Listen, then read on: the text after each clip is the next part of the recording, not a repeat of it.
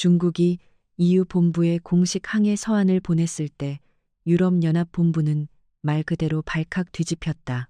같은 동양인인데 어째서 한국인만 VIP 대우를 받는 것인가? 본부를 뒤흔든 이 질문은 곧 16개국 대표단이 긴급 소집된 회의실로 이어졌다. 그곳에서 중국 참사관은 격앙된 목소리로 폭탄 선언을 쏟아냈다.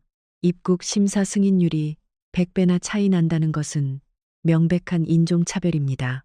중국 측의 이 날카로운 고발은 회의실의 공기를 무겁게 짓눌렀다. 그러나 얼마 뒤 마르틴 슈미트 부청장이 6개월간 진행된 전수조사 결과를 꺼내들자 회의장은 일순간 얼어붙었다. 그가 발표한 숫자는 847건의 중국인 입국 거부 및 특별 조치 대비 한국인에게는 단 18건의 입국 거부, 27건의 체류 제한, 9건의 특별 검색 조치였다. 이 압도적인 숫자 앞에서 중국 측은 더 이상 아무 말도 하지 못했다. 그리고 EU 본부가 공식적으로 채택한 단어는 모두에게 충격 그 자체였다. 코리안 모델, 그 충격적인 음악 진실의 전말을 지금 공개한다. 시작하기 전 구독과 좋아요, 그리고 대한민국 파이팅 댓글로 한국을 응원해 주십시오. 안녕하세요. 저는 마르틴 슈미트입니다. 독일 출신으로 현재 EU 국경관리청 프론텍스의 부청장직을 맡고 있습니다. 지난 32년간 유럽의 국경 및 출입국 관리 업무를 총괄하며 수많은 국제 분쟁과 난제를 다뤄왔습니다. 오늘 제가 여러분께 들려드릴 이야기는 단순히 업무 보고가 아닌 지난 6개월간 제가 직접 경험하고 철저히 조사한 진실에 대한 고백입니다. 그날 브뤼셀의 EU 본부 회의실 분위기는 말 그대로 살벌했습니다. 창밖으로는 활기찬 바르셀로나의 스카이라인이 펼쳐져 있었지만 그 아름다운 풍경에 시선을 주는 사람은 단 한 명도 없었습니다. 형광등 불빛 아래 16개국 대표단의 얼굴은 하나같이 굳어 있었고 그들의 표정에는 미묘한 불안감과 불편함이 섞여 있었습니다. 탁자 위에는 팽팽한 긴장감이 마치 유리 조각처럼 흩어져 있었습니다. 프랑수와 뒤랑 EU 내무장관이자 회의 사회의장이 무거운 침묵을 깨고 입을 열었습니다. 그의 목소리는 평소보다 한층 더 낮고 진지했습니다. 여러분, 상황의 심각성을 누구보다 잘 알기에 이렇게 긴급 소집했습니다. 그의 손에 들린 두툼한 문서가 테이블 중앙에 놓이자 회의실의 모든 시선이 그곳으로 향했습니다. 문서에는 중국 대사관의 공식 문양이 선명하게 찍혀 있었습니다. 중국 대사관에서 공식 항의서가 도착했습니다. 내용을 요약하자면 이렇습니다. 프랑수아 의장이 항의서를 읽기 시작했습니다. 그의 목소리는 한 구절 한 구절 읽어 내려갈수록 더욱 단호해졌습니다. 유럽연합은 아시아계 방문객에 대해 명백한 차별 정책을 시행하고 있다. 특히 중국 국적자에 대한 입국 거부, 체류 제한, 특별 검색 조치가 지난 1년간 급격히 증가한 반면 한국 국적자에게는 VIP 서비스와 우대 조치가 확대되고 있다. 이는 동일한 아시아계에 대한 명백한 인종차별이며 즉각적인 시정을 요구한다. 회의실에는 다시금 무거운 침묵이 흘렀습니다. 저는 가슴이 철렁 내려앉는 느낌이었습니다. 사실 이 문제가 언젠가는 수면 위로 터져 나올 것이라는 불길한 예감은 늘 가지고 있었습니다. 하지만 이렇게 공식적인 외교 채널을 통해 그것도 이토록 노골적인 비난의 형태로 튀어나올 줄은 전혀 예상하지 못했습니다.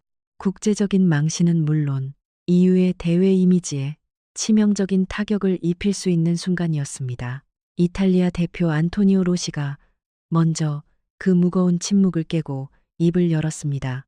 그의 목소리에는 명백한 우려가 담겨 있었습니다. 이거 꽤 심각한 문제 아닙니까? 중국이 이걸 UN 인권이사회까지 가져가면 우리 유럽 전체의 이미지에 큰 타격입니다. 폴란드 대표 카리나 노박도 고개를 끄덕이며 로시 대표의 의견에 동조했습니다. 로시 대표님 말이 맞아요. 국제사회에서 유럽이 인종차별 국가라는 낙인이 찍히면 곤란하죠. 경제적인 손실뿐만 아니라 국제적 위상에도 막대한 손실을 입을 겁니다. 저는 그 순간 이 상황을 반전시킬 무언가를 말해야 한다고 강하게 느꼈습니다. 32년간 이 분야에 몸담아온 전문가로서 저는 이면의 복잡한 진실을 알고 있었으니까요. 하지만 제가 입을 열기도 전에 회의실 문이 굉음을 내며 벌컥 열렸습니다. 중국 대사관에서 파견된 왕회의 참사관이 당당한 걸음으로 들어선 것이었습니다. 그의 등장에 회의실 공기는 순식간에 더욱 팽팽해졌습니다. 키가 크고 고급스러운 맞춤 정장을 깔끔하게 차려입은 40대 중반의 남성. 그의 눈빛은 매서웠고 자신감과 오만함이 교차하는 듯했습니다.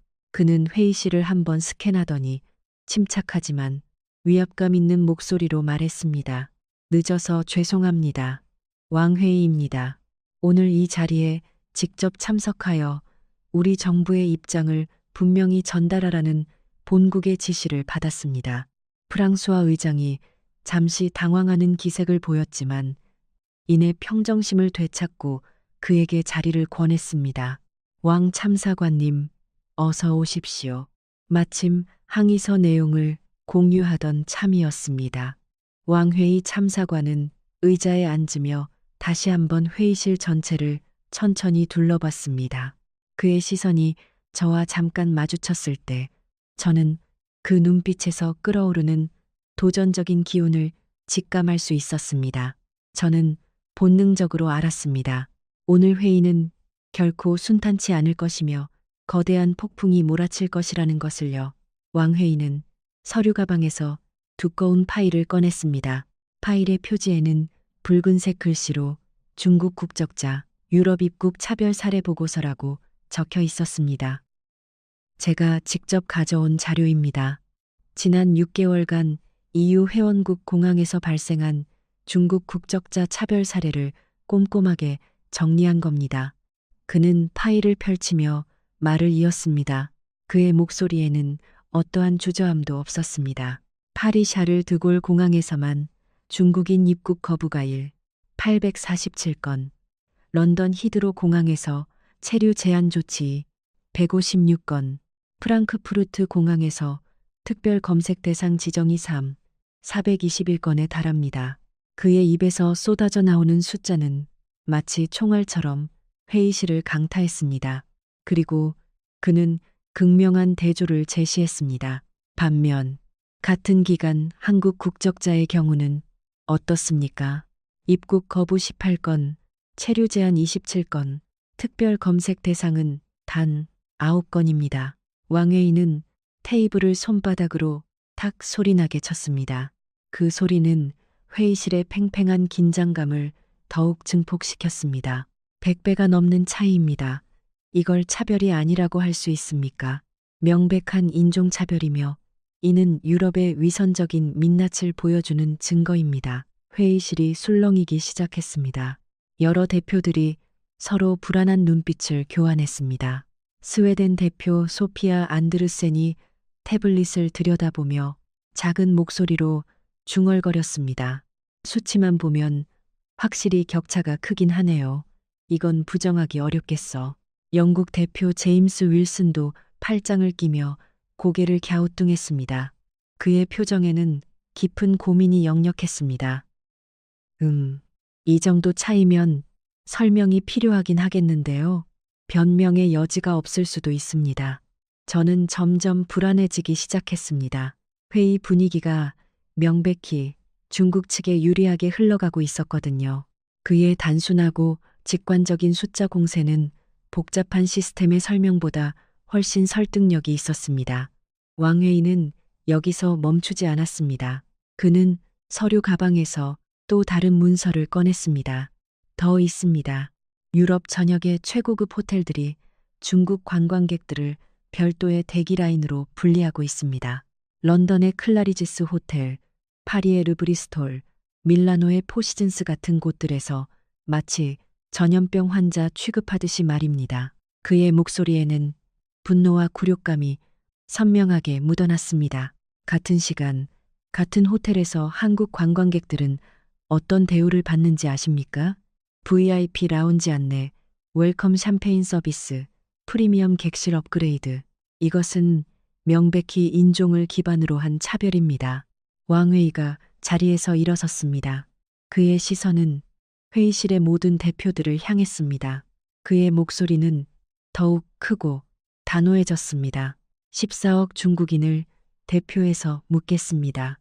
이것이 21세기 유럽의 민낯입니까? 같은 아시아인을 이렇게 노골적으로 차별해도 되는 겁니까?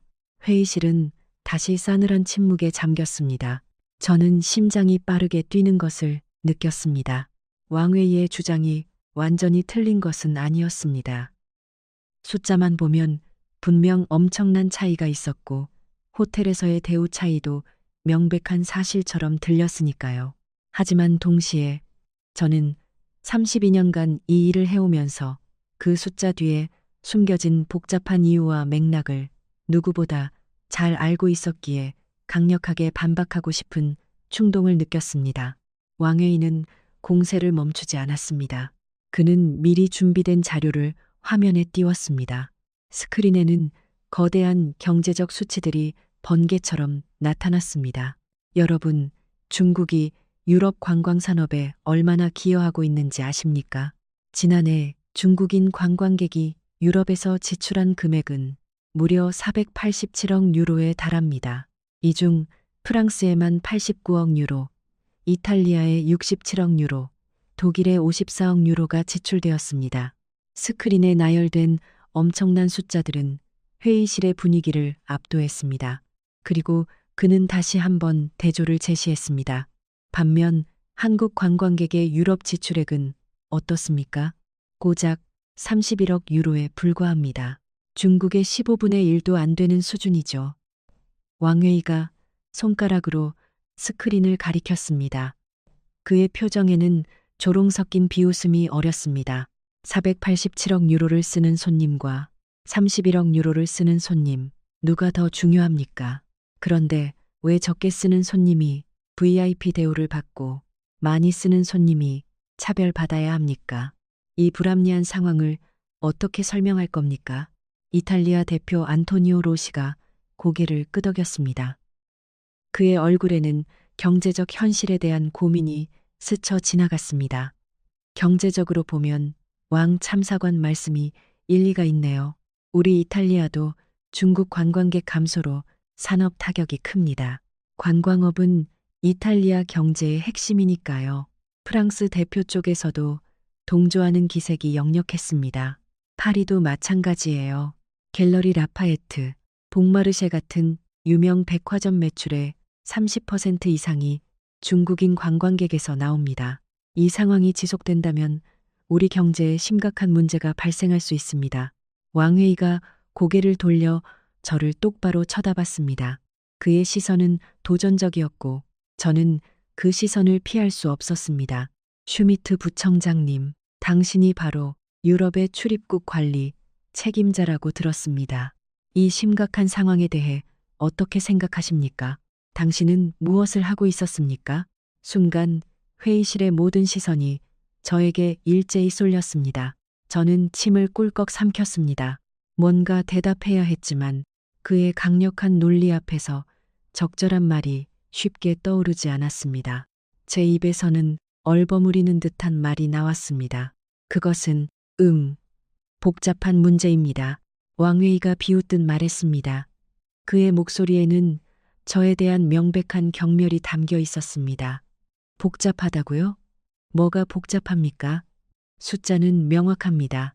중국인 입국 거부일 847건, 한국인 18건. 이게 차별이 아니면 대체 뭡니까? 변명하려 하지 마십시오. 저는 답변을 준비할 시간이 절실했습니다. 이대로는 안 된다는 생각이 머릿속을 스쳤습니다. 왕 참사관님, 출입국 심사에는 단순히 국적만으로 판단하는 것이 아니라 여러 가지 복합적인 기준이 적용됩니다. 그럼 뭘로 판단합니까? 국적이 아니면 대체 무엇으로 차별하는 겁니까? 왕웨이의 질문은 날카로웠고 마치 칼날처럼 저를 찌르는 듯 했습니다. 저는 침착함을 유지하려 애쓰며 설명했습니다. 비자 서류의 완성도, 체류 목적의 명확성, 귀국 보장 여부, 과거 출입국 기록, 그리고 방문객의 행적 등 다양한 요소들이 고려됩니다. 제가 말을 이어가려는데 왕회의가 제 말을 끊었습니다. 그의 목소리에는 더욱 강한 비난이 담겨 있었습니다. 그 모든 기준에서 중국인이 한국인보다 100배 이상 부족하다는 말씀이십니까? 14억 인구의 거대한 나라가 고작 5천만 인구의 나라보다 100배 더 문제가 많다는 논리입니까? 그 말을 고지곳대로 믿으라는 겁니까? 회의실에서 웅성거리는 소리가 더욱 커졌습니다. 독일 법률 검토관 에바 밀러가 걱정스러운 표정으로 저를 바라보며 말했습니다. 법적으로 보면 이 정도 수치 차이는 설명하기 매우 어려울 수 있어요. 만약 국제재판소에 이 문제가 회부된다면 이유는 불리한 입장에 놓일 겁니다. 왕웨이가 그 말을 놓치지 않고 받아쳤습니다. 그의 얼굴에는 만족스러운 미소가 떠올랐습니다. 맞습니다. 우리는 이미 법적 대응을 검토하고 있습니다. 유엔 인권이사회 제소, 국제사법재판소, 심판 청구, 그리고 EU와의 무역 협상에서 이 문제를 핵심 의제로 올릴 계획입니다. 그 순간 회의실 공기는 얼어붙는 듯 했습니다. 무역 협상이라는 단어가 나오자 여러 대표들의 얼굴은 삽시간에 심각해졌습니다. EU와 중국의 무역 규모는 연간 8,000억 유로가 넘는 천문학적인 액수입니다. 이 관계가 틀어지면 유럽 경제에 예측 불가능한 거대한 타격이 올 수 있습니다. 그 누구도 그런 상황을 감당하고 싶어 하지 않았습니다. 프랑스와 의장이 서둘러 손을 들어 상황을 진정시키려 했습니다. 왕 참사관님, 잠시만요. 우리도 상황을 파악하고 내부 논의를 거칠 시간이 필요합니다. 오늘 회의에서 바로 결론을 내리기는 어렵습니다. 그러나 왕회의는 단호하게 말했습니다. 그의 눈빛은 흔들림이 없었습니다. 우리는 구체적인 시정 조치를 요구합니다. 첫째, 중국 국적자에 대한 차별적 입국 심사를 즉각 중단하십시오. 둘째, 호텔 및 서비스 업계에 대한 차별 금지 지침을 하달하고 이행을 강제하십시오. 셋째, 향후 모든 아시아 국적자에 대해 동등한 대우를 보장하겠다는 공식적인 약속을 하십시오. 그는 서류를 테이블에 탁 하고 내려놓았습니다. 그 소리는 마치 최후 통첩처럼 들렸습니다. 2주 내로 답변을 주십시오. 그렇지 않으면 우리는 모든 가용한 수단을 동원할 것입니다. 국제사회는 EU의 인종차별적 행태를 똑똑히 보게 될 겁니다. 회의실은 다시 무거운 침묵에 잠겼습니다. 저는 손바닥에 땀이 흥건하게 차는 것을 느꼈습니다. 상황은 점점 더 우리에게 불리하게 흘러가고 있었습니다. 폴란드 대표 카리나가 조심스럽게 말했습니다. 그녀의 목소리에는 이제 의심과 불안이 뒤섞여 있었습니다. 저도 솔직히 이 수치 차이는 설명하기 어려울 것 같아요. 우리가 무슨 근거로 이렇게 다르게 대우하는지 영국 대표 제임스도 팔짱을 끼며 말했습니다. 그는 현장의 실무자로서의 경험을 언급했습니다. 히드로 공항 현장에서 일하는 사람으로서 말씀드리면 분명 중국 관광객에 대한 검색이 더 엄격한 건 사실입니다. 하지만 그게 정책적 차별인지는 왕회의가 제임스를 향해 고개를 돌리며 그의 말을 가로챘습니다. 그의 얼굴에는 승리자의 미소가 번지는 듯 했습니다. 보세요. 현장 담당자도 인정하지 않습니까? 이게 차별이 아니면 대체 뭡니까? 이유는 이제 더 이상 거짓말을 할 수 없습니다. 저는 점점 더 궁지에 몰리는 느낌이었습니다.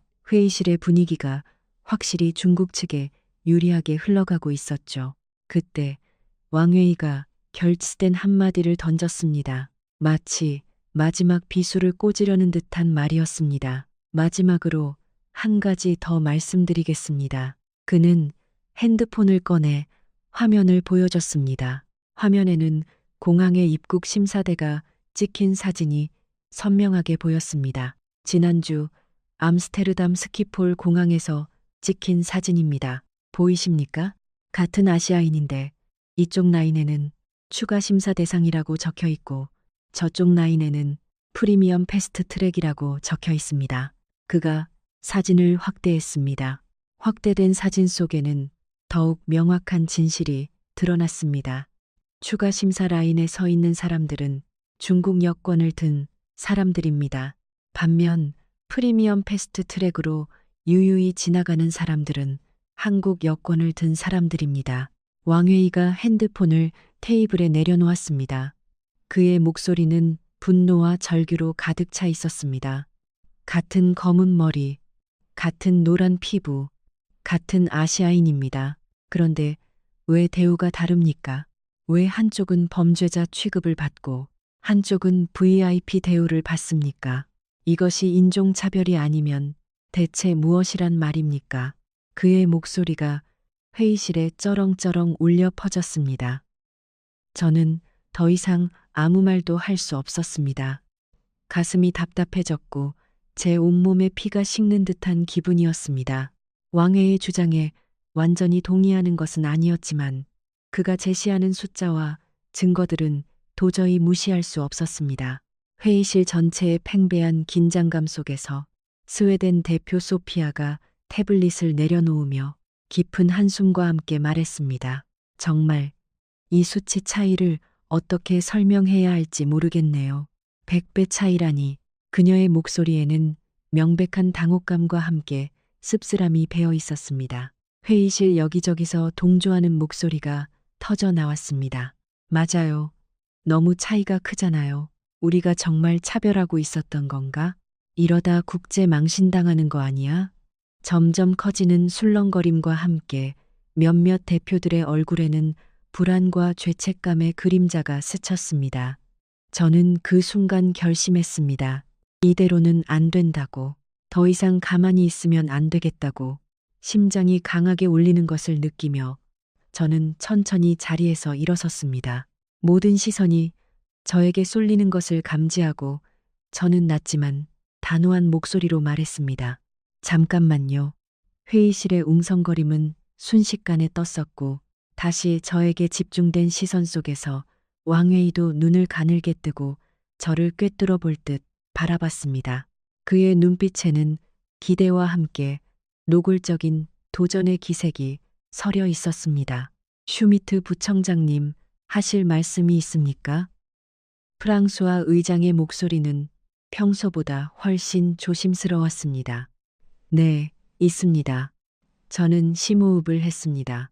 32년 경력의 무게가 어깨를 짓눌렀지만 동시에 그 오랜 경험은 제가 이 순간을 헤쳐나갈 수 있다는 용기를 주었습니다. 목소리에는 흔들림이 없었습니다.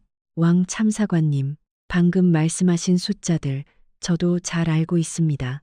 입국 거부 건수, 체류 제한 건수, 그리고 그 차이가 극명하다는 것도요. 왕회의는 만족스러운 표정으로 화면에 팔짱을 켰습니다. 그의 표정에는 마치 승리를 확신하는 듯한 오만함이 스쳐 지나갔습니다. 그래서요, 인정하신다는 겁니까? 저는 그의 질문에 흔들리지 않고 대답했습니다. 숫자가 다르다는 건 인정합니다. 하지만 그 이유가 인종차별이라는 주장에는 동의할 수 없습니다. 제 말이 끝나자마자 회의실은 숨소리마저 바른 듯 순렁했습니다. 왕회의의 눈썹이 치켜 올라갔습니다. 그의 얼굴에서는 방금 전의 여유가 사라지고 날카로운 의문이 스쳐 지나갔습니다. 그럼 뭐가 이유랍니까?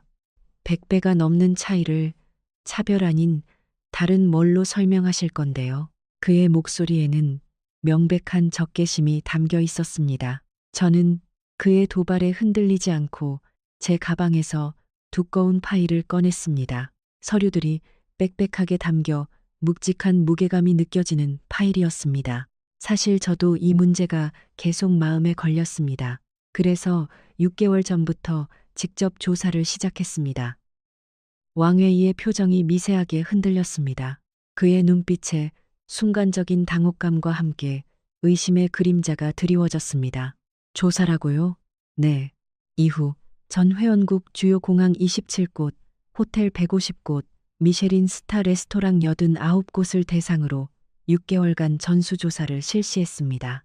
저는 묵직한 파일을 테이블 위에 올려놓았습니다.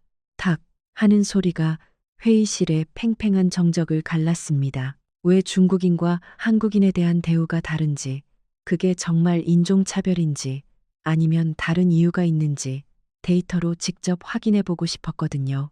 제 설명을 들으며 회의실 분위기는 미묘하게 달라지기 시작했습니다. 처음에 당혹감과 긴장감은 점차 호기심 어린 기대감으로 바뀌는 듯 했습니다.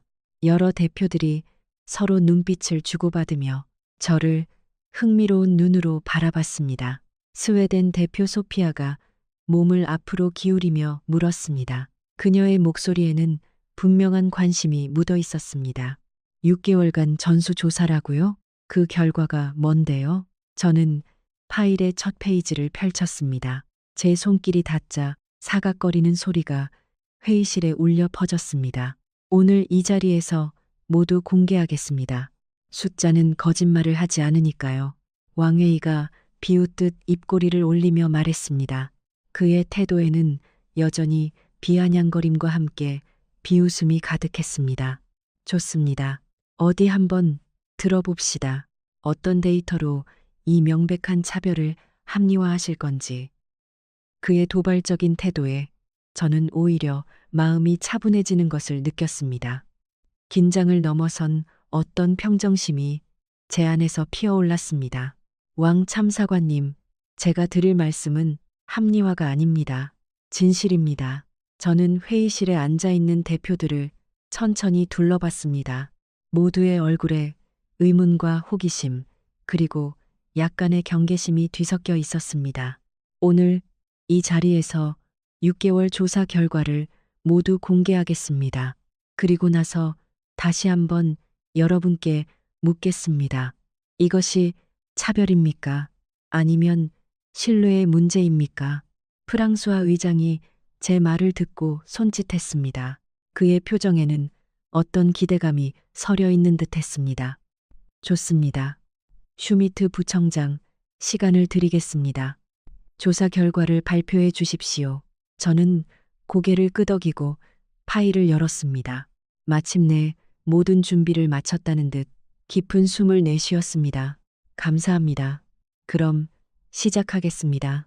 하지만 그 순간 저는 잠깐 멈췄습니다. 이 데이터를 공개하기 전에 먼저 해야 할 이야기가 있었거든요. 단순히 숫자를 나열하는 것만으로는 이 모든 복잡한 상황을 설명할 수 없으리라는 것을 저는 알고 있었습니다. 본격적인 데이터 발표 전에 한 가지 말씀드리고 싶은 게 있습니다. 회의실이 다시 조용해졌습니다. 모든 시선이 저에게 집중되었습니다. 저는 제 지난 32년의 경험을 되짚는 듯 잠시 생각에 잠겼다가 말했습니다. 저도 처음에는 왕 참사관님과 비슷한 생각을 했습니다. 아시아인은 다 비슷하다. 중국이나 한국이나 거기서 거기다. 같은 대우를 해야 한다고요? 왕웨이가 고개를 끄덕였습니다. 그의 얼굴에는 그것은 당연한 이치 아닌가 하는 표정이 역력했습니다. 당연한 생각이죠. 네, 저도 그렇게 생각했습니다. 32년 전 이 일을 시작할 때부터요. 저는 잠시 창밖을 바라봤습니다. 32년 전의 저와 지금 이 자리에 선 제가 오버랩되는 듯한 기분이 들었습니다. 수많은 사람들을 국경에서 만나고 수많은 사건들을 처리하면서 제가 깨달은 진실은 단순한 것이 아니었습니다. 하지만 32년 동안 이 일을 하면서 느낀 게 있습니다. 국적이 아니라 행동이 신뢰를 만든다는 것을요. 회의실이 다시 조용해졌습니다. 제 말의 무게가 공간을 가득 채우는 듯 했습니다. 제 말에 대표들은 제 말을 곰곰이 곱씹는 듯한 표정이었습니다. 오늘 제가 보여드릴 데이터는 그 32년간의 관찰을 숫자로 증명한 것입니다. 왜 출입국 현장에서, 호텔 현장에서, 레스토랑 현장에서 한국인과 중국인에 대한 대응이 자연스럽게 달라질 수밖에 없는지를요. 왕회의가 인상을 찌푸렸습니다. 그의 목소리에는 여전히 불신이 가득했습니다. 자연스럽게 달라진다고요? 그게 바로 차별 아닙니까? 저는 고개를 저었습니다. 단호했지만 흥분하지 않은 목소리였습니다. 아닙니다. 차별이 아니라 학습입니다. 32년간 수백만 건의 데이터가 축적된 학습의 결과입니다. 저는 파일의 첫 번째 페이지를 펼쳤습니다. 이제 더 이상 말로 설명할 필요가 없었습니다. 숫자가 말할 차례였습니다. 그럼 지금부터 그 학습의 내용을 보여드리겠습니다. 회의실의 공기는 그야말로 팽팽해졌습니다. 바늘 하나 떨어져도 크게 들릴 것 같은 정적 속에서 모든 시선이 저에게 집중됐습니다. 저는 알고 있었습니다. 지금부터 제가 보여줄 숫자들이 이 회의실의 분위기를 완전히 뒤바꿀 거라는 것을요. 그리고 그것은 시작에 불과했습니다. 저는 노트북을 열고 프로젝터와 연결했습니다. 화면이 번쩍이며 끌린 내 이후 프론텍스 공식 로고가 선명하게 떴습니다. 그 아래에는 6개월 전수조사 보고서 기밀이라는 문구가 붉은색으로 또렷하게 보였죠. 자, 시작하겠습니다. 저는 첫 번째 슬라이드를 띄웠습니다. 화면에는 간단한 제목이 나타났습니다. 먼저 왕 참사관님이 말씀하신 입국 거부 건수부터 보시죠. 화면에 막대 그래프가 나타났습니다. 선명한 파란색 막대와 극도로 짧은 빨간색 막대가 극명한 대비를 이뤘습니다. 그 차이는 시각적으로도 압도적이었습니다. 지난 6개월간 EU 27개국 주요 공항에서 발생한 입국 거부 건수입니다. 중국 국적자이 847건. 저는 잠시 멈췄습니다. 짧은 침묵은 그 숫자의 무게를 더욱 강조했습니다. 한국 국적자 23건. 회의실은 다시 한번 완벽한 정적에 잠겼습니다. 몇몇 대표들의 입에서 얕은 한숨이 터져 나왔습니다. 왕회의가 눈을 가늘게 떴습니다. 그의 얼굴에는 분노와 함께 약간의 불안감이 스쳐 지나가는 듯 했습니다. 그 숫자는 저도 알고 있습니다. 그게 바로 차별의 증거 아닙니까? 저는 고개를 저었습니다. 아직 다 안 보여드렸습니다. 다음 슬라이드를 보시죠. 화면이 바뀌었습니다. 이번에는 깔끔하게 정리된 표가 나타났습니다. 이건 입국 거부 사유별 분류입니다. 저는 레이저 포인터로 표를 하나씩 짚어가며 설명했습니다. 중국 국적자 입국 거부의 847건의 사유입니다.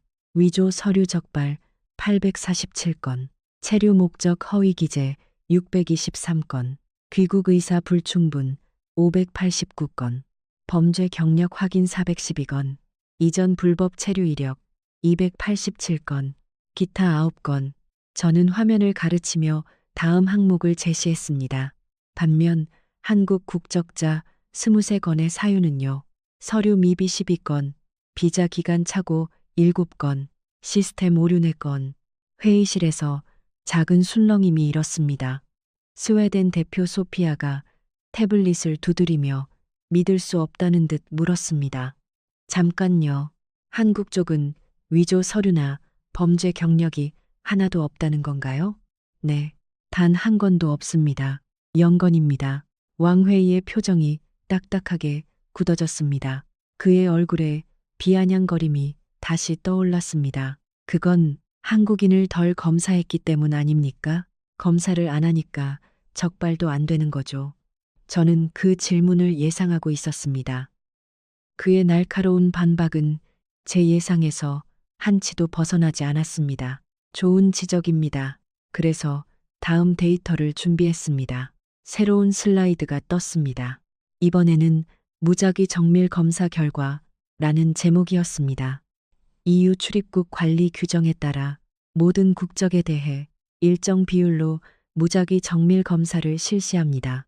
국적에 상관없이 동일한 비율로요. 저는 숫자를 읽었습니다.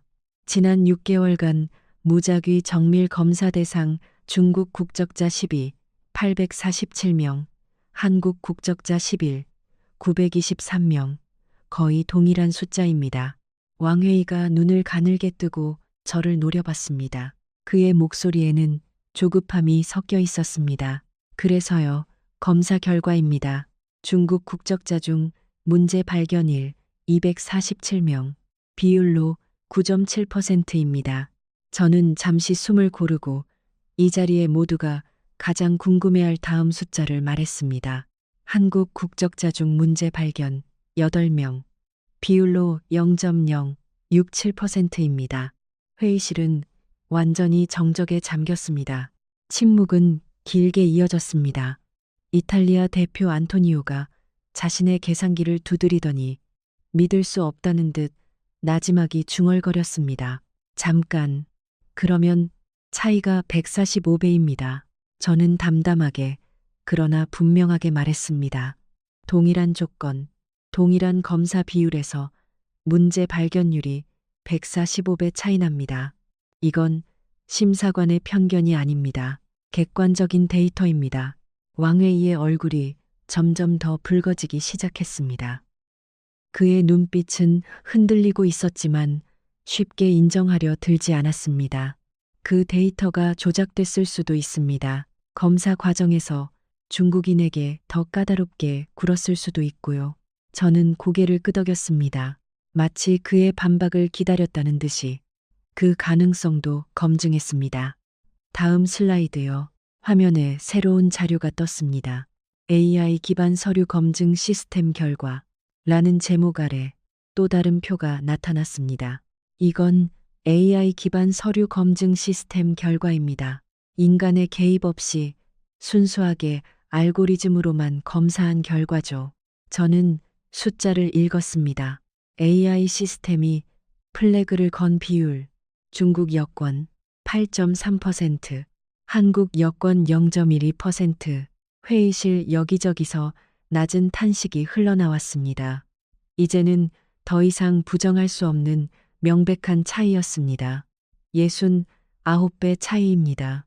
인간이 검사하든 AI가 검사하든 결과는 비슷합니다.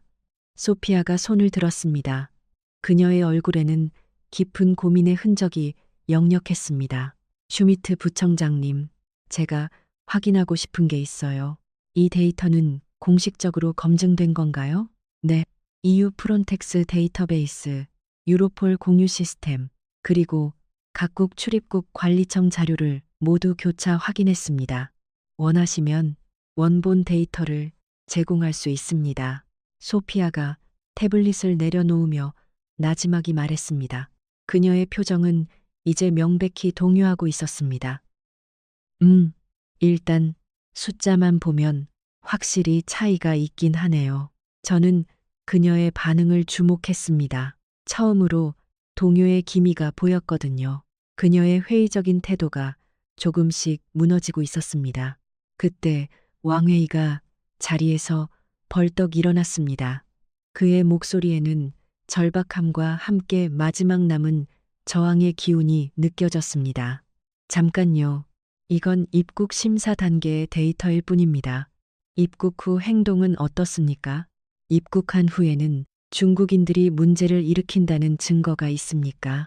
저는 속으로 미소 지었습니다. 그가 정확히 제가 원하는 질문을 해줬거든요. 이제야말로 이 조사의 핵심을 드러낼 때였습니다. 좋은 질문입니다. 사실 그게 이 조사의 핵심이었습니다. 저는 다음 슬라이드로 넘겼습니다. 입국 후 데이터 보여드리겠습니다. 화면에 새로운 그래프가 나타났습니다. 첫 번째 항목은 체류기간 준수율이었습니다.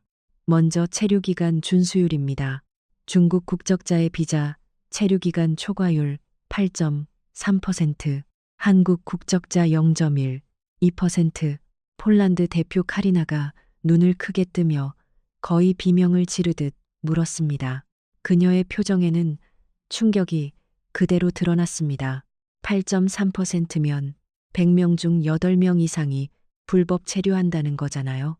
정확합니다. 반면 한국인은 1,000명 중 1.2명입니다.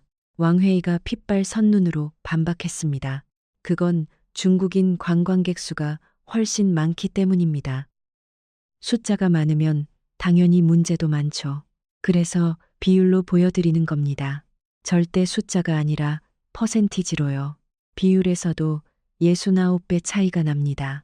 제 말에 왕회의가 입술을 깨물었습니다.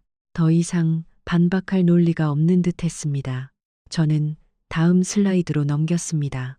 다음은 모두가 가장 민감하게 받아들일 수 있는 주제였습니다. 다음은 범죄 연루율입니다. 회의실의 공기가 더 무거워졌습니다. 모두가 이 주제의 민감성을 알고 있었기에 침묵 속에는 묘한 긴장감이 흘렀습니다. 지난 6개월간 EU 영내에서 형사사건에 연루된 비율입니다. 중국 국적 체류자 중 4.7%가 크고 작은 형사사건에 연루했습니다. 저는 잠시 멈췄습니다. 이 숫자의 의미가 얼마나 큰지 모두가 가늠할 시간을 주려는 듯이 한국 국적 체류자는 0.08%입니다. 회의실 한쪽에서 영국 대표 제임스 윌슨이 낮게 휘파람을 불었습니다. 그의 얼굴에는 경악하는 기색이 역력했습니다. 59배 차이라고요? 그게 가능해요? 데이터가 말해주고 있습니다. 저는 상세 내역을 보여줬습니다. 표가 바뀌며 범죄 유형별 분류가 나타났습니다. 범죄 유형별로 보면 더 명확합니다. 절도 및 소매치기, 중국 국적자 연루일 847건, 한국 국적자 3건, 사기 및 신용카드 범죄, 중국 789건, 한국 2건, 폭행 및 상해, 중국 456건, 한국 1건, 마약 관련, 중국 234건, 한국 0건. 회의실은 완전히 침묵에 빠졌습니다. 그 어떤 소리도 들리지 않았습니다. 왕회의의 얼굴이 점점 더 붉어지고 있었습니다. 그의 얼굴에는 분노와 함께 치욕감이 뒤섞여 있었고 마침내 그는 테이블을 쾅 치며 소리쳤습니다. 이건 명예훼손입니다. 전체 중국인을 잠재적 범죄자로 몰아가는 것 아닙니까? 이건 명백한 선동입니다. 왕 참사관의 목소리는 분노로 격앙되어 있었고 그의 붉어진 얼굴에는 핏줄이 선명하게 도드라졌다. 나는 그의 날카로운 비난에도 흔들림 없는 차분함을 유지하며 대응했다. 왕 참사관님, 저는 특정 집단을 범죄자로 규정하는 것이 아닙니다. 오직 객관적인 데이터를 보여드리는 것뿐입니다. 그리고 이 모든 수치는 유로폴의 공식 기록에 기반을 둔 것입니다. 왕 참사관은 고개를 쳐들고 반박했다. 하지만 중국인 관광객 수가 다른 어떤 나라보다 훨씬 많지 않습니까? 숫자가 많으면 당연히 범죄 건수도 많아지는 법입니다. 다시 한번 분명히 말씀드리지만 이것은 단순한 인원수가 아닌 비율의 문제입니다. 나는 프레젠테이션 화면을 손가락으로 가리켰다. 4.7%, 대0.08%. 이는 관광객 규모와는 무관한 순수한 발생률을 나타냅니다. 인원수가 많다고 해서 이토록 압도적인 비율 차이가 정당화될 수는 없습니다. 왕 참사관은 격분을 이기지 못하고 다시 한번 테이블을 쾅 하고 주먹으로 내리쳤다. 회의실 전체가 움찔했다. 이런 데이터는 믿을 수 없습니다. 모두 중국을 헐뜯기 위해 조작된 거짓 정보일 뿐입니다. 그때 프랑스와 의장이 차분하지만 단호하게 손을 들어 보였다. 왕 참사관님, 진정하시고 자리에 앉아 주십시오. 슈미트 부청장의 발표를 끝까지 경청하는 것이 이 회의의 기본적인 예의입니다. 왕 참사관은 끓어오르는 분노를 억누르듯 거친 숨을 내쉬며 의자에 털썩 주저앉았다. 그의 얼굴은 여전히 굳어 있었지만 더 이상 테이블을 치는 행동은 하지 않았다. 나는 그의 눈을 잠시 마주한 후 다시 발표를 이어갔다. 조작 의혹을 제기하셨으니 이번에는 외부 기관에 검증된 데이터를 보여드리겠습니다. 유럽연합 자체의 데이터에 대한 불신을 해소하기 위함입니다. 새로운 슬라이드가 화면에 나타났다. 이번에는 국제형사경찰기구, 즉 인터폴의 공식 국제 범죄 통계 자료였다. 이는 특정 국가나 지역의 편견이 개입될 수 없는 전 세계적으로 신뢰받는 데이터였다. 나는 담담하게 숫자를 읽어 내려갔다. 인터폴이 집계한 유럽 내 아시아 국적자 범죄 연로 순위입니다. 화면에 거대한 막대 그래프가 나타났다. 1위 중국 국적자 47.3%. 회의실에는 옅은 술렁임이 퍼졌다. 거의 절반에 육박하는 수치였다. 2위 베트남 국적자 18.7%. 3위 태국 국적자 12.4%. 나는 잠시 말을 멈췄다. 모든 시선이 다음 숫자를 기다렸다. 그렇다면 한국은 어떨까요? 화면에 12위라는 작은 숫자가 전멸했다. 한국은 0.8%로 12위를 기록했습니다. 바로 일본 다음 순위입니다. 소피아가 고개를 끄덕였다. 그녀의 표정에는 이제 의구심보다 납득이 엿보였다. 인터폴과 같은 국제기구의 데이터까지 같은 패턴을 보인다면 이것을 단순한 우연이라고 보기는 어렵겠네요. 나는 그녀를 바라보며 미소를 지었다. 회의실의 분위기는 이제 확실히 변하고 있었다. 처음의 적대감과 불신은 논리적이고 객관적인 데이터 앞에서 점차 허물어지고 있었다. 하지만 왕 참사관은 여전히 마지막 지푸라기라도 잡으려는 듯 다시 반박했다. 범죄 통계는 여전히 편견이 반영될 수 있습니다. 경찰이 중국인들을 더 많이 체포하고 집중적으로 조사하기 때문에 통계가 높게 나오는 것 아닙니까? 그의 목소리에는 이제 절박함마저 느껴졌다. 그 주장 또한 저희는 미리 검증해 보았습니다. 나는 그의 시선을 똑바로 응시하며 다음 자료를 보여주었다. 화면에는 또 다른 새로운 데이터가 등장했다. 이것은 유럽 주요 공항과 관광지에 설치된 CCTV 기반 자동 범죄 탐지 시스템의 데이터입니다. 인간의 개입 없이 AI가 범죄 행위를 실시간으로 자동 탐지한 결과죠.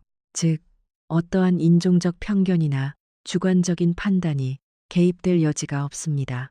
화면에 숫자가 떠올랐다. AI 탐지 기준, 수상한 행동 비율, 중국 국적자 6.2%, 한국 국적자 0.1, 4%. 나는 화면을 손가락으로 가리키며 단호하게 말했다. 무려 40배 이상의 차이입니다. 사람이 조사하든 인공지능이 조사하든 결과는 동일하게 나옵니다. 이것은 더 이상 편견의 문제가 아닙니다. 실제 행동 패턴의 명백한 차이입니다. 회의실 곳곳에서 대표들이 서로 눈빛을 교환했다. 더 이상 반박의 여지가 없다는 듯 그들의 얼굴에는 놀라움과 함께 깊은 수긍의 빛이 스쳤다. 분위기는 이제 완전히 전환되고 있었다. 나는 잠시 발표를 멈추고 탁자 위에 놓인 물잔을 들어 한 모금 마셨다. 차가운 물이 목을 타고 넘어가는 동안 나는 회의실의 감도는 미묘한 변화를 온몸으로 느꼈다. 처음에 얼어붙었던 적대감은 점차 풀리고 진지한 호기심으로 바뀌고 있었다.